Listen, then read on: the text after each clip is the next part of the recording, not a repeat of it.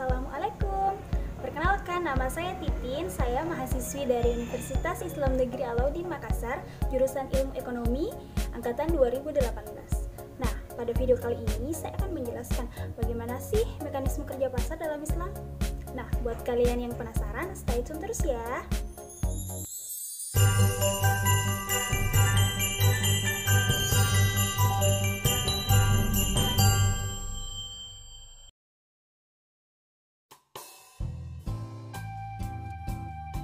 Mekanisme kerja pasar dalam Islam.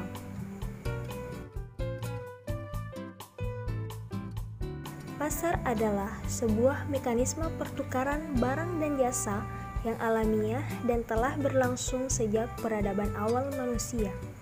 Islam menempatkan pasar pada kedudukan yang penting dalam perekonomian.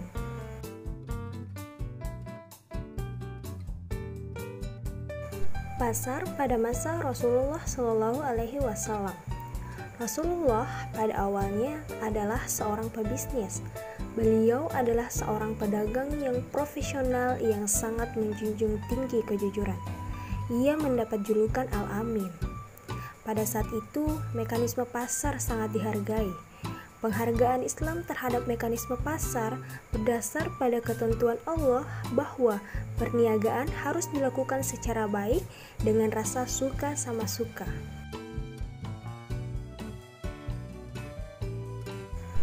Faktor-faktor penentu permintaan.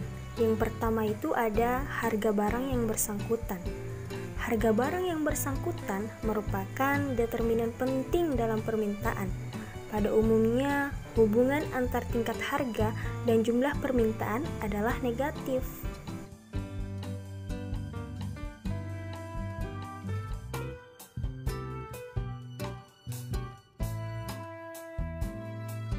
Yang kedua, ada pendapatan.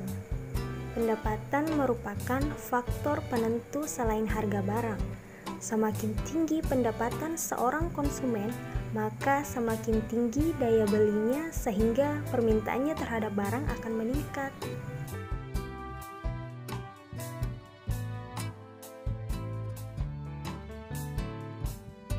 Yang ketiga, ada harga barang lain. Barang lain yang terkait adalah substitusi dan komplementer dari barang tersebut.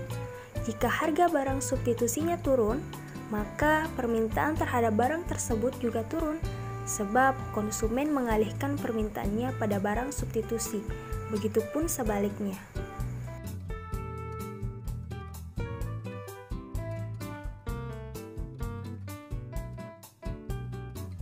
Yang keempat itu ada selera konsumen. Jika selera konsumen terhadap barang tinggi, maka permintaannya terhadap barang tersebut juga akan tinggi, meskipun harganya juga tinggi. Begitupun sebaliknya.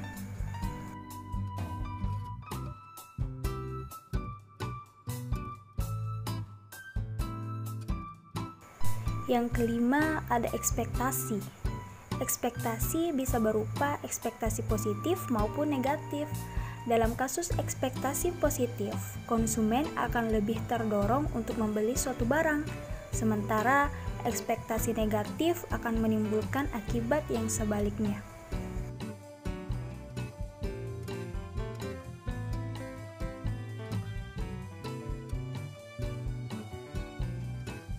Kemudian yang terakhir itu ada maslahah. Maslahah merupakan kombinasi dari manfaat dan berkah. Konsumen dengan tingkat keimanan yang tanda kutip biasa, kemungkinan akan mengkonsumsi barang dengan kandungan berkah minimum.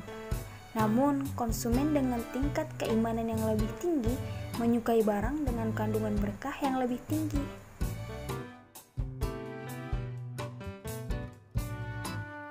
Nah, pada pembahasan berikutnya yaitu faktor-faktor penawaran. Yang pertama itu ada maslahah. Yang kedua ada keuntungan. Yang ketiga ada kurva pasokan.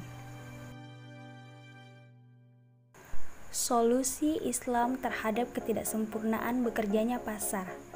Yang pertama itu ada larangan ihtikar. Rasulullah SAW telah melarang praktik ihtikar, yaitu secara sengaja menahan atau menimbun barang, terutama pada saat terjadi kelangkaan. Yang kedua, ada membuka akses informasi. Beberapa larangan terhadap praktik penipuan atau tadlis pada dasarnya adalah upaya untuk menyebarkan keterbukaan informasi sehingga transaksi dapat dilakukan dengan sama-sama, suka, dan adil. Kemudian yang terakhir itu ada regulasi harga.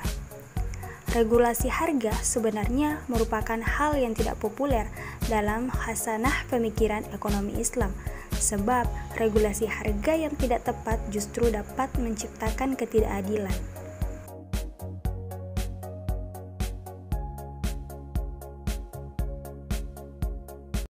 Nah, itulah tadi penjelasan mengenai mekanisme kerja pasar di dalam Islam. Saya ucapkan terima kasih buat kalian yang udah nonton. Jangan lupa like, share, comment, and subscribe ya. Wassalamualaikum.